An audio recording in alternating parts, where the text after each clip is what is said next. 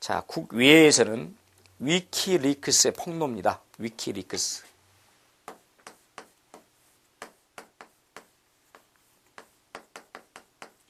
자, 위키리크스라는 사이트, 이 사이트는 폭로 전문 사이트라고 말하는데, 이것은 어산지라는 사람이 만든 사이트입니다. 어산지에 의해서 이루어지는 줄리안 어산지인데, 호주 태생이죠, 어산지가. 이것에 의해서 만들어진 사이트인데, 이 위키리크스를 통해서 전혀 접해보지 못한 내용들, 미국의 외교 기밀 문서들, 특히 또 우리와 관련된 것도 있고 여러 세계 모든 나라와 관련된 그런 내용들을 폭로했습니다. 물론 여러 가지 평가를 하는데, 이것은 전 세계인들이, 모든 사람들이 알아야 될 알 권리냐, 아니면 한 국가의 어떤 기밀을 폭로한 그런 기밀 침해자냐 라는 내용인데, 일단 보겠어요.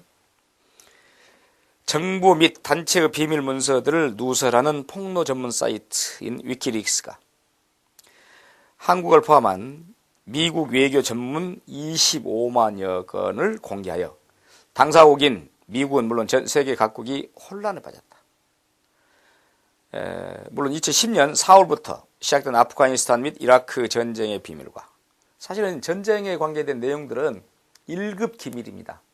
그러니까 전쟁에 관계된 내용은 다소 인권 문제랄지 또는 외국의 내정 간섭이랄지 이런 게 많이 포함되어 있기 때문에 각국의 지도자 평가, 또 각국 지도자에 대해서, 또 유엔 고위층에 대한 첩보 활동 및 세계 각국의 핵심 안보시설 정보 등 외교 안보와 관련된 대다수의 문건을 한꺼번에 공개하면서 그동안 미국이 벌려왔던 일명 스파이 외교, 미국의 외교의 문제점이죠. 이게 만천하에 드러났다. 그러다 보니까 미국 정부는 상당히 곤혹스럽죠.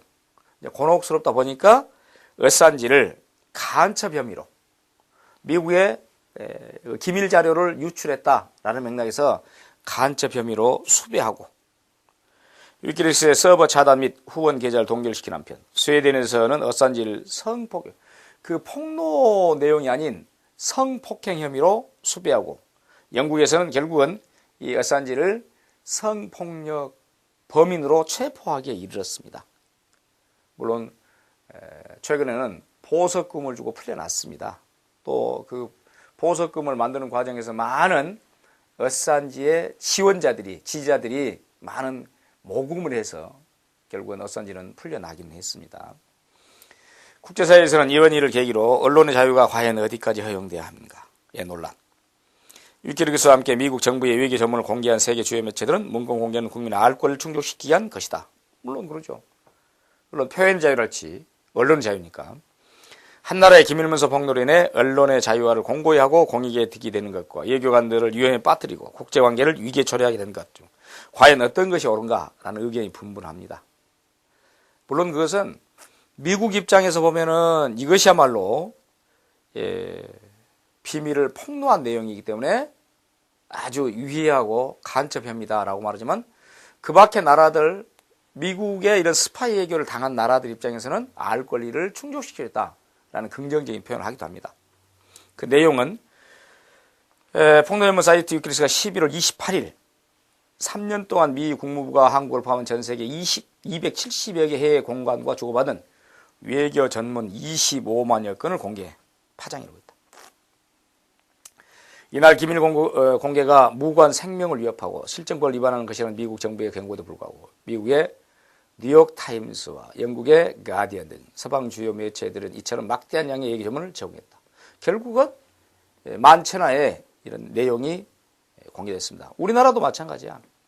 우리나라 외교통상부는 폭로 전문 사이트 위키리크스가 미국 국무부 외교 전문을 공개하면서 국제적인 파문이 일자 당혹스러운 표정이었다.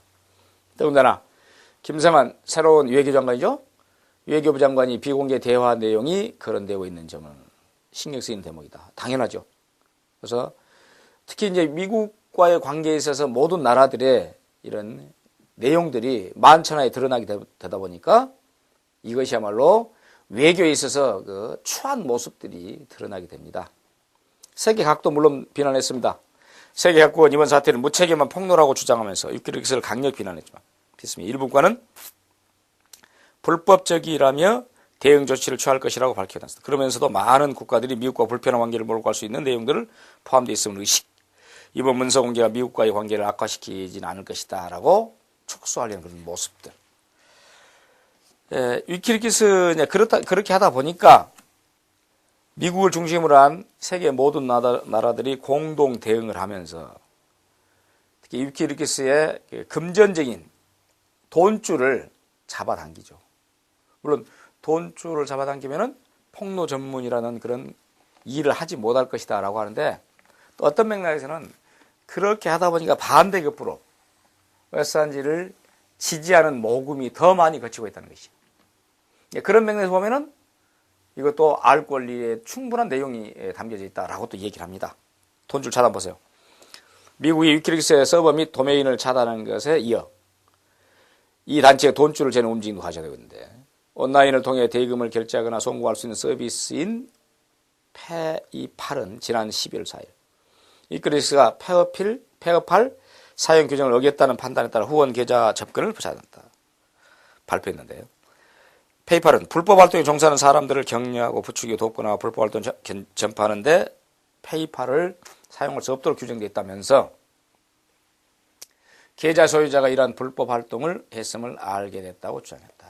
물론 이제 어사인지는 구속되면서 또 어떻게 얘기했습니까? 자기가 구속되더라도 혹시 구속돼서 죽임을 당하더라도 지금까지 있는 내용들을 다시 재폭로해라 라고 또 그렇게까지 하다 보니까 물론 구속됐습니다만은 구속돼서 다시 또 금보석으로 풀려났는데 그 구속된 사유도 폭로와 전무하는 관계없는 성폭행이다.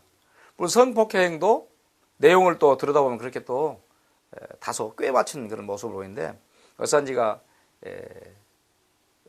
성매매하는 성매춘부와 성관계를 가졌는데 거기에서 무슨 자기들이 갖고 있는 규정을 어겼다든지 그런 부분이지 전혀 어떤 맥락에서 보면 성폭행공으로 또 검거할 명분도 없었어요.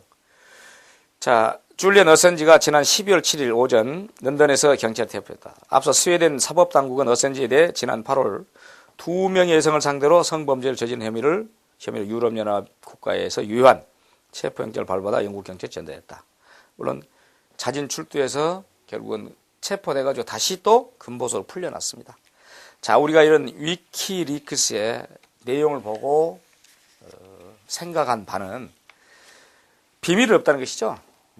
어떤 맥락에서 이렇게 비밀리에 외교 문서, 외교 파일을 주고받았음에도 불구하고 어센지 같은 이런 IT의 전문가, 안 좋게 말하면 해커가 될 수 있습니다만은 이런 사람들이 있음으로써 우리는 이런 내용을 만천하게 알 수 있다는 것이죠.